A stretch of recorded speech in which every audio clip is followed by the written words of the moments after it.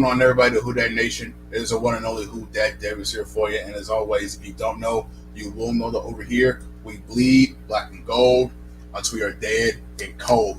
And thank you guys for checking out the edition of the Black and Gold Breakdown podcast. Now, this is not going to be a long post-game show, everybody. I'm just going to get my final thoughts out there and let you guys enjoy the week for what it is and get ready to watch some Monday Night Football as the Kansas City Chiefs travel to take on the New York Giants, or maybe it's the Giants traveling to handle the Chiefs. Well, one way or another, we got some Monday Night Football coming up in less than 15 minutes. So I want to keep this short and sweet for the moment and expand on this if I want to later on in the week.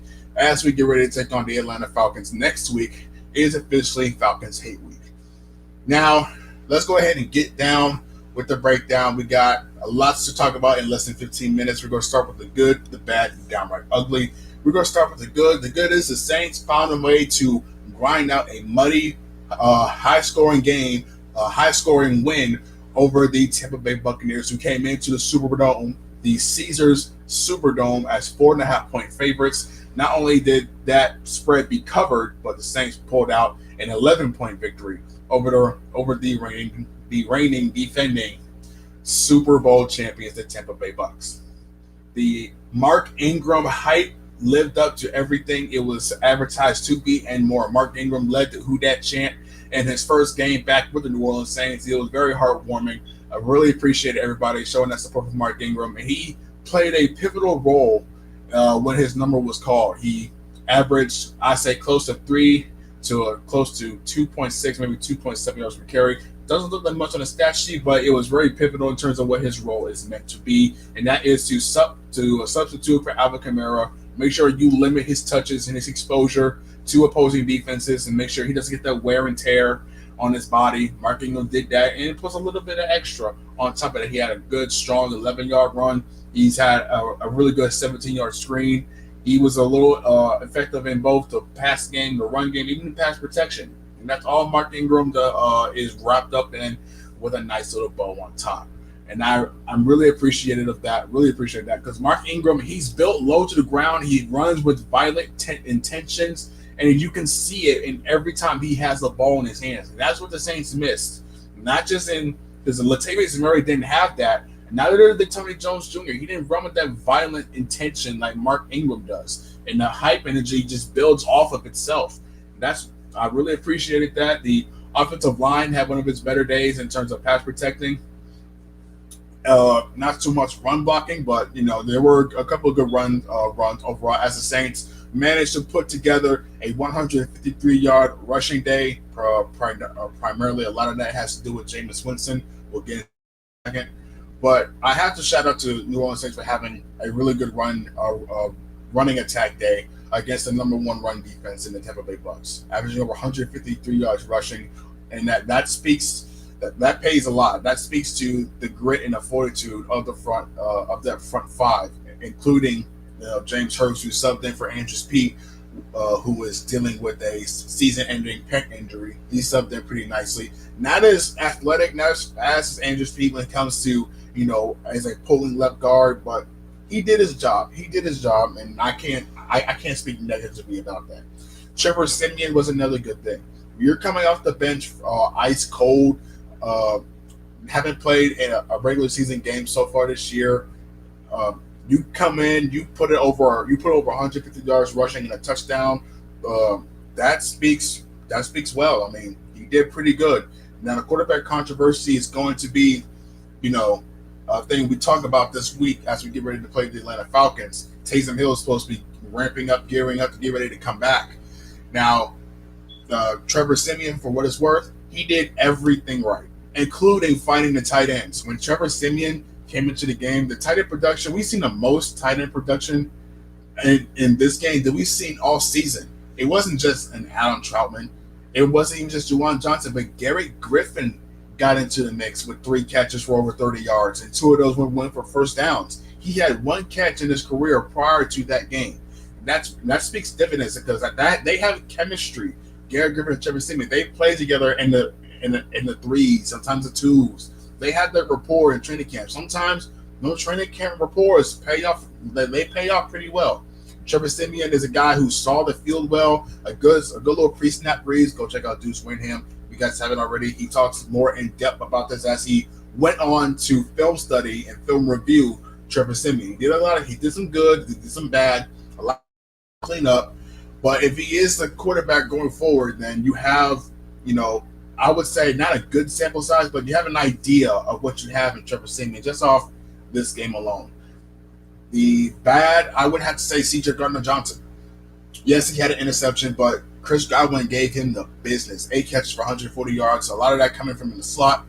CD Deuce didn't have his good game, even with the interception. I'll admit that. I defended C.J. Gardner-Johnson on Twitter after that interception, but for the most part, other than that, CD Deuce got cooked by Chris Godwin. And I'm speaking more to the play level of Chris Godwin than to the detriment of CD Deuce. But when you're a slot corner, when you have like the biggest set of vocal cords in the NFL, especially on this team, you have to be able to be ready to back that up.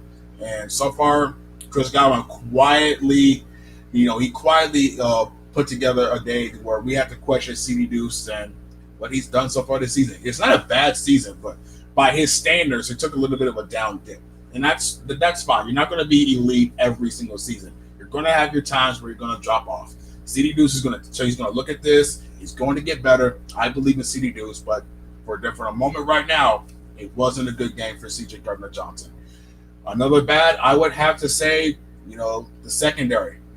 Overall, CD Deuce, Bradley Roby, even Marshawn Lattimore, he got beat.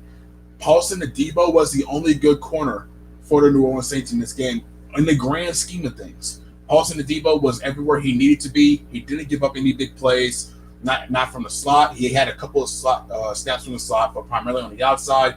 Bradley Roby, he missed a tackle that went for a big gain. Marshawn Lattimore gave up a touchdown bomb to Mike Evans. He was going to get his get back, Mike Evans. All right, those two are going back and forth. He's going to eventually give up a touchdown to Mike Evans. It's inevitable. So I'm not going to kill Marshawn Lattimore. He's having a great season. But for that game, I would say he had an average game. Paulson Adebo was your best corner in this game. He's a rookie. And when that happens, you have a problem on your hands. You have to get that corrected as soon as possible because you got some more challenges ahead of you.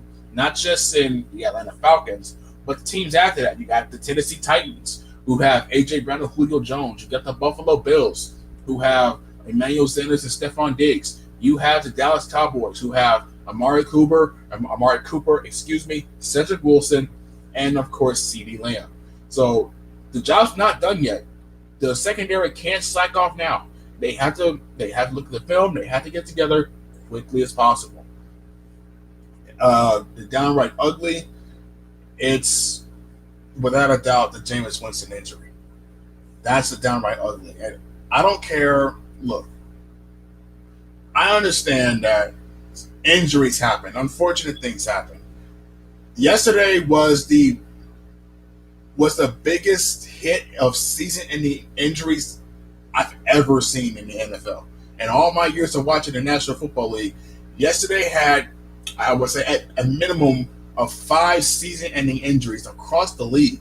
And those are some big names from, Jameis Winston to Tutu Atwell, the second-round pick for the Los Angeles Rams, to the Tennessee Titans. They lost Derrick Henry potentially for the season. It's supposed to be 6 to 8 weeks, but that's pretty much the end of your season.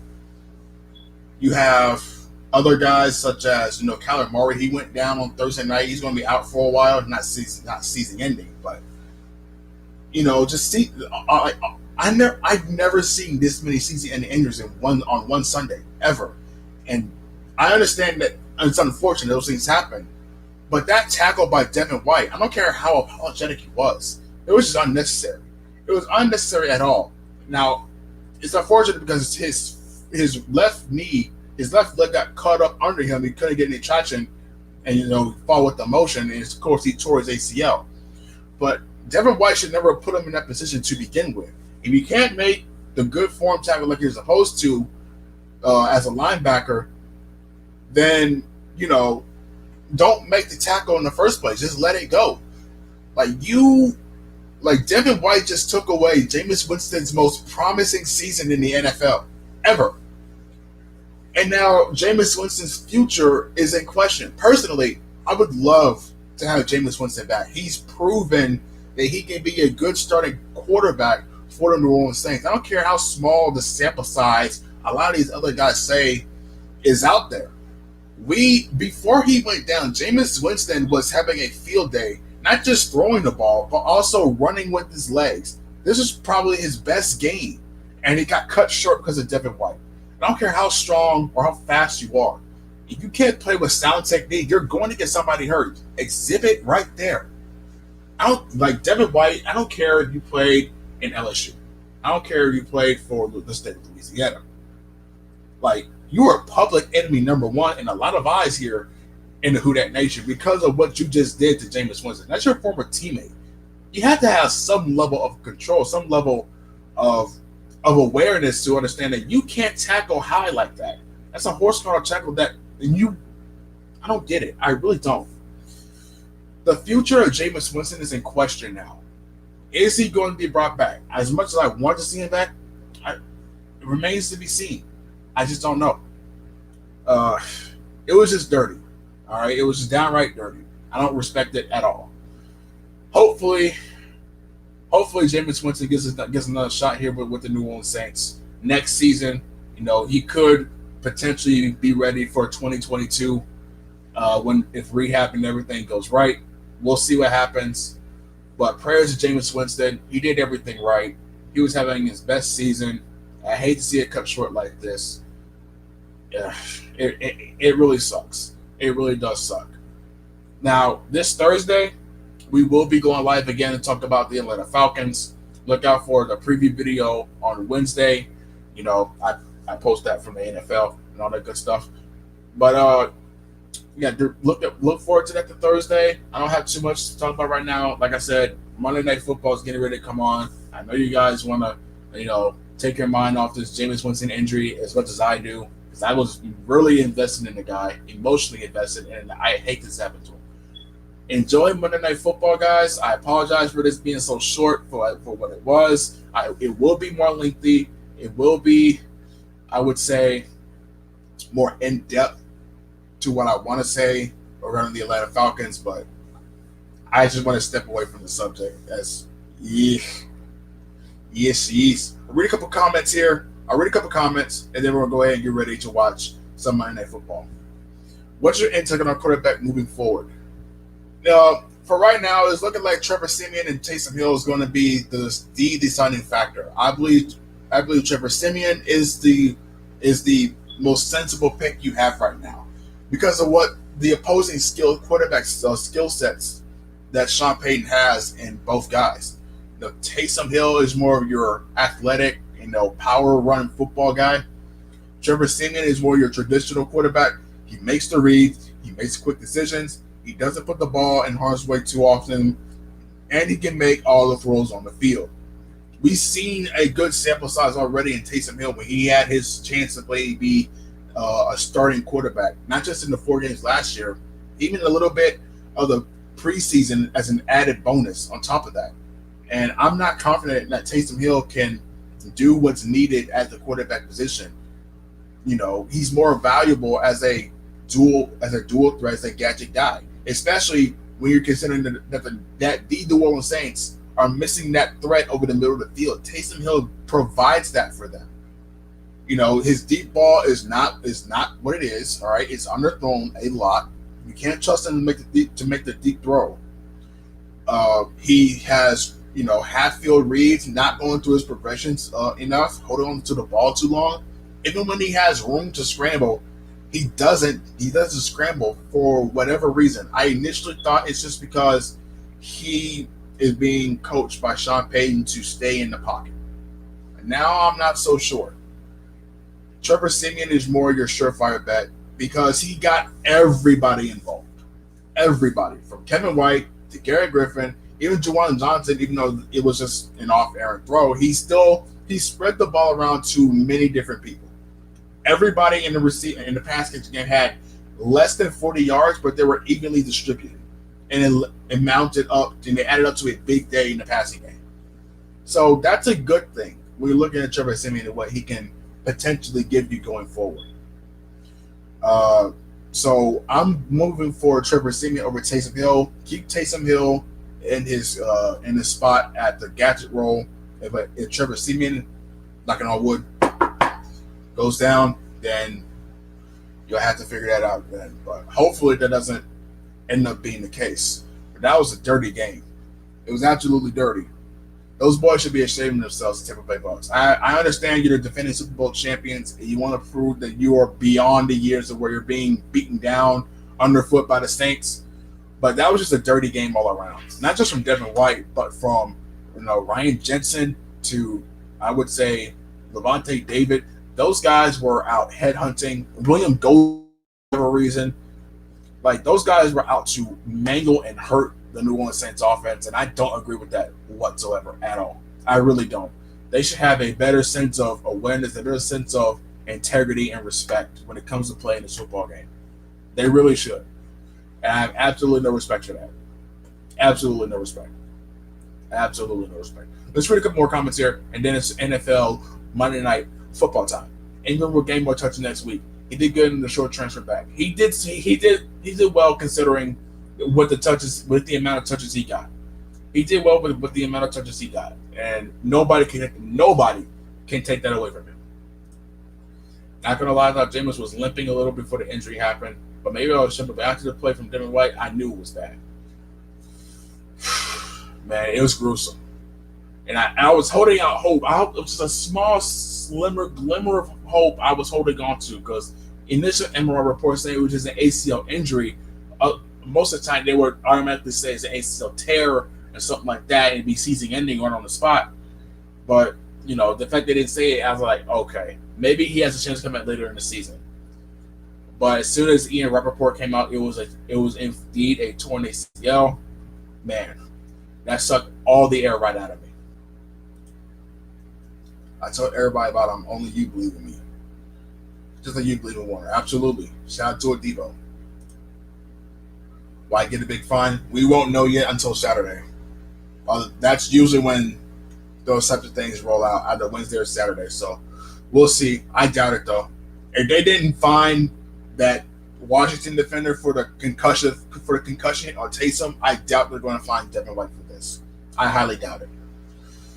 For some odd reason, those things just don't go the way of the Saints. All right, gonna read a couple more here, and then we're gonna go ahead and get up on out. If Hill's our starter and limits a lot of our offense, but I'll still Simeon makes the most sense, so Hill can stay in a huge role. Whatever decision Sean Oldham rolls with, we're gonna have to support it because that's what we do, right? Anytime someone comes under the center and plays for the Saints, we root for them and with our best foot forward. That's just what we do. That's just what we do. Either one, I'm a root for. I believe in him. I respect that. Speaking of Taysom, when can we see him return? This is the last question I'm going to ask before I get up out here to watch the Monday Night Football game. Sean Payton said he's close. Some experts believe that Taysom Hill could be ready to go next week against the Atlanta Falcons. Early case I would say Falcons. Late case I would say the week after against the Tennessee Titans. So anywhere from Atlanta to Tennessee, we could see Taysom Hill rolling out there with the New Orleans Saints. I'm looking forward to that. As much as we give Taysom Hill a lot of flack as being a starting quarterback, his presence is missed on the field a lot. He gives another added dimension. We can't take that away from him. But that's it. That's all for right now. I apologize for this being so short. I should have came on earlier, but I was still digesting this news of Jameis Winston and some other matters that I'm not going to get into on camera. But for right now, enjoy Monday Night Football as the Kansas City Chiefs take on the New York Giants. Make sure you follow me on all of my social media. Go follow me. You guys want to know my social media? Go check out my prior videos. They're all linked down in the description below. Until next time, guys, see you guys. We discuss the keys to victory against the Atlanta Falcons. And if you don't know, you will know over here. We bleed black and gold until we are dead and cold. I'll see you guys